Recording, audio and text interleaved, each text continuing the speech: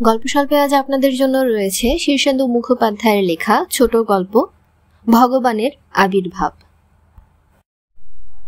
ক্যান্সারের ওষুধ যে প্রায় আবিষ্কার করে ফেলেছেন তা লোহিতাক্ষ নিজেই বুঝতে পারছিলেন।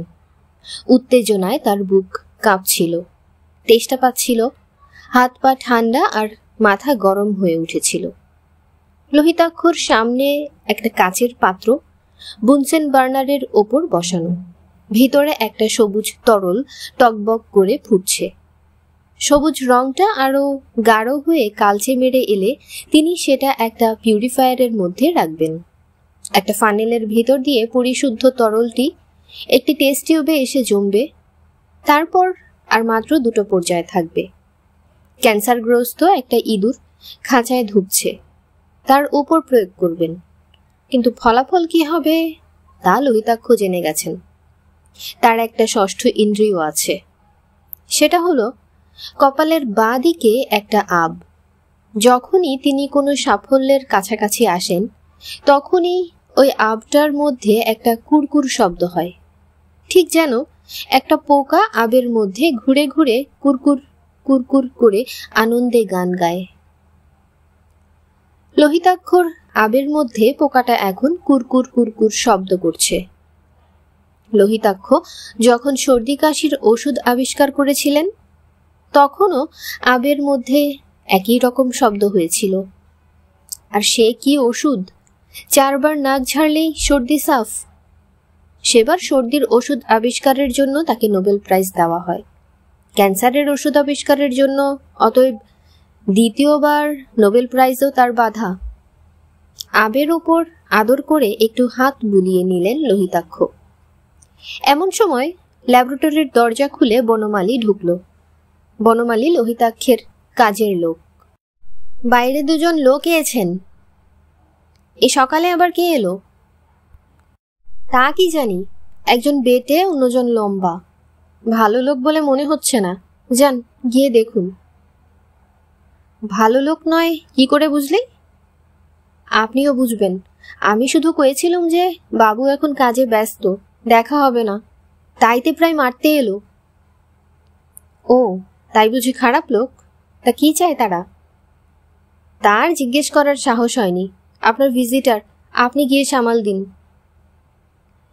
লোহিতাক্ষ সাধারণত উটকো লোকজনের সঙ্গে দেখা সাক্ষাৎ করেন না, কিন্তু আজ তিনি নিজের সাফল্যের আনন্দে এত ডগমগ যে বার্নারের তাপটা কমিয়ে উঠে পড়লেন। চল তো গিয়ে দেখি কেমন লোক। লোহিতাক্ষর বাইরের ঘরে যে 2জন অপেক্ষা করছিল তারা সুবিধের লোক নয়, তা এক নজরেই বোঝা যায়।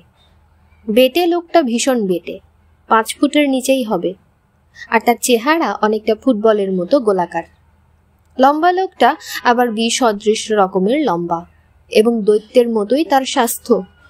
মিল একটা জায়গায়, 2জনের চোখই ভাটার মতো জ্বলন্ত। দেখলেই মনে হয় এরা চোখের ইশারায় মানুষের গলা নামিয়ে দিতে পারে। কোন দেশের লোক তাও বুঝবার উপায় নেই। গায়ের রং তামাটে উজ্জ্বল, মুখও ভাবলেশহীন, চুল কালো। সাহেব, বাঙালি, চীনে সবই হতে পারে। কি চাই আপনাদের? বেটে লোকটা তার ভাটার মতো চোখ দুটোকে আরো গনগনে করে লোহিতাক্ষর দিকে চেয়ে থেকে পরিষ্কার বাংলায় বলল, তুমি জড়িবুটিওয়ালা লোহিতাক্ষ সেন? এই কথায় কার না রাগ হয়? নোবেলজয়ী বৈজ্ঞানিক লোহিতাক্ষ বিশ্ববন্দিত বিজ্ঞানী।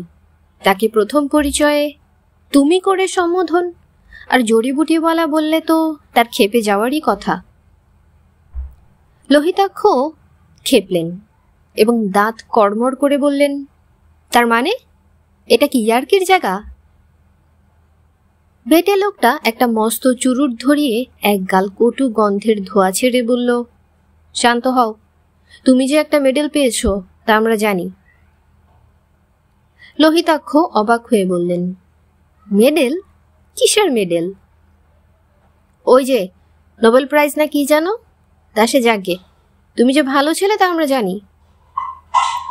লোহিতাক্ষ রাগে কাঁপছিলেন বটে, কিন্তু কাঁপতে কাঁপতেও তিনি লক্ষ্য করলেন বেটে লোকটার বাঁ কপালে একটা কালো রঙের জরুল।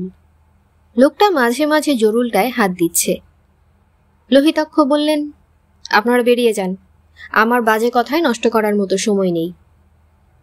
বেটে লোকটা একটু গা জ্বালানো হাসি হেসে বলল, কেন, কি এমন রান্নাবান্নার কাজে ব্যস্ত আছো হে? হ্যাঁ? বলেই লোহিতাক্ষর মুখে এক ঝাঁক ধোয়া ছেড়ে লোকটা খ্যাক খ্যাক করে অপমানসূচক একটা তাচ্ছিল্যের হাসি হাসল। তারপর বলল, আগেকার লোকেরা ভক্তি শ্রদ্ধা জানত, আর এখন তোমরা ছ্যা, একটু ভদ্রতাও জানো না দেখছি। এ কথায় লোহিতাক্ষ লোকটাকে খুন করার জন্য পকেটে হাত দিয়ে রিভলভার খুঁজতে লাগলেন, কিন্তু হঠাৎ মনে পড়ে গেল তার রিভলভার নেই, কোশ্চিনকালেও ছিল না।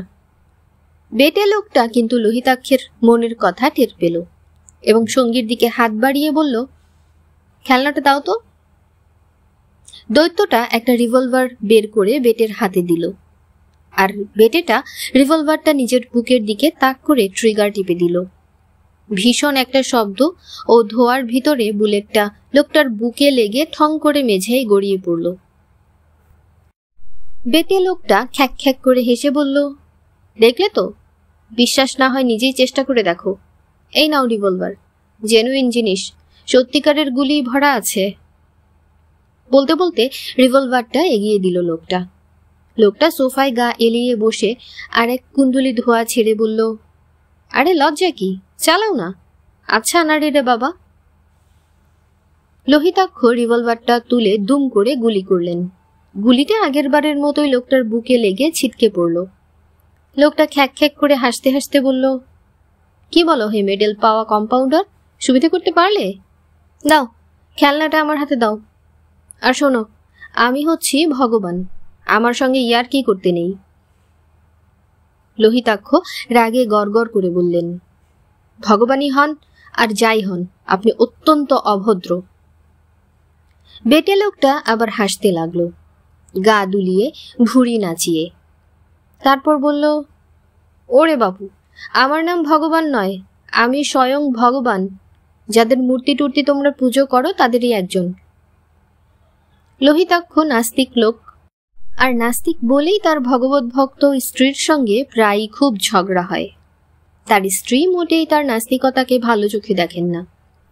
লোহিতাক্ষ লোকটার দিকে চেয়ে ঠাট্টার হাসি হেসে বললেন, ভগবান তো একটা বোগাস ব্যাপার, আমি ওসব বিশ্বাস টিশ্বাস করি না। আর আপনাকেও আমার ভালো লোক বলে মনে হচ্ছে না, আপনি থার্ড গ্রেড ম্যাজিশিয়ান মাত্র। অনেক সময় নষ্ট হয়েছে, এখন আসুন, নমস্কার। বেটে লোকটা আবার হাসতে লাগলো। তারপর বলল, বিশ্বাস করো নাকি হে, জলজন্ত দেখতে পাচ্ছ যে চোখের সামনে? কত লোক আমাকে একবার চোখের দেখা দেখার জন্য কত সাধ্য সাধনা করে। আমার ইয়ার্কি করার সময় নেই, ল্যাবরেটরিতে আমি একটা জরুরি কাজ করছি, আপনারা আসতে পারেন। বলতে বলতেই লোহিতাক্ষ অবাক হয়ে দেখলেন, বেটে লোকটার মধ্যে কি একটা পরিবর্তন অতি দ্রুত ঘটে যাচ্ছে। কয়েক সেকেন্ডের মধ্যেই দেখা গেল মেঝের উপর পাতা বাঘছালে স্বয়ং মহাদেব বসে আছেন। ছাই মাখা শরীর, মাথায় জটাজুট, ধ্যান নিমিলিত চোখ, সারা গায়ে ফোঁস করে সাপ ঘুরে বেড়াচ্ছে। লোহিতাক্ষ তাড়াতাড়ি চোখ কচলাতে লাগলেন। ততক্ষণে শিবের বদলে ধনুর্ধর রামচন্দ্র দেখা দিয়েছেন। পরমুহূর্তেই রামচন্দ্র গায়েব হয়ে বংশীধারী কৃষ্ণকে দেখা গেল।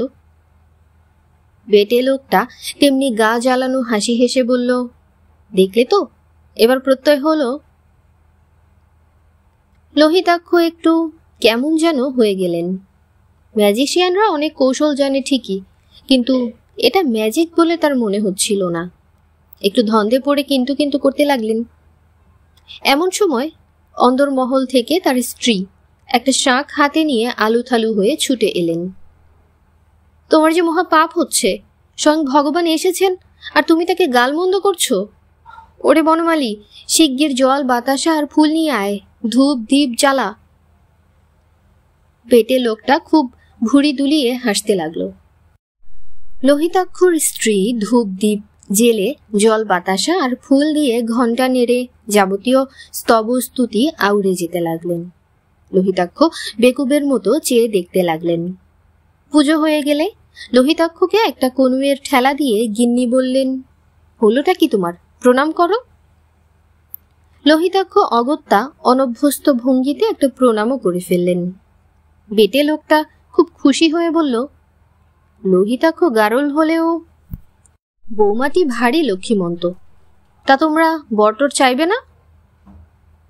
বরের কথায় কর্তা গিন্নি মুখ চাওয়াচাওয়ি করতে লাগলেন।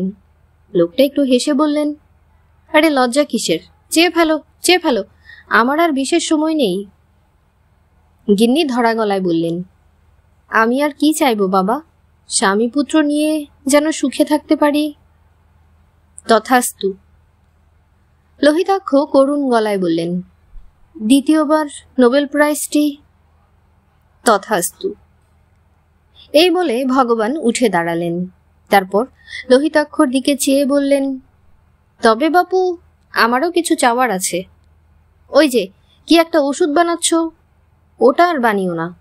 একটা দুটো দুরারোগ্য রোগ আছে বলেই মানুষ এখনো ভগবানের ডাক খোঁজ করে। রোগ ভোগ লোপাট হয়ে গেলে সেটুকুর পাটও উঠে যাবে। তুমি বরং একটা দাঁদের মলম বা আমাশার ওষুধ বানাও, তাতেই নোবেল পেয়ে যাবে, বুঝেছ? যে আজ্ঞে, কিন্তু। আর কিন্তু নয়, এখনই গিয়ে সব ফর্মুলা নষ্ট করে দাও গে। শুভস্য শীঘ্রম। ওকে যেতে হবে না ঠাকুর, আমি গিয়ে সব নর্দমায় ফেলে দিয়ে আসছি, বলে গিন্নি উঠে গেলেন। বেটে লোকটা একটা বাতাসা মুখে পুড়ে উঠে পড়ল। তারপর লোহিতাক্ষর দিকে চেয়ে বলল, চলি হে, অনেকটা দূর যেতে হবে। যাবার আগে আসল কথাটা বলে যাই। আমি ভগবান টগবান নই, তবে গ্রহান্তরের মানুষ। পৃথিবীতে অনেকদিন ধরেই আমাদের আনাগোনা।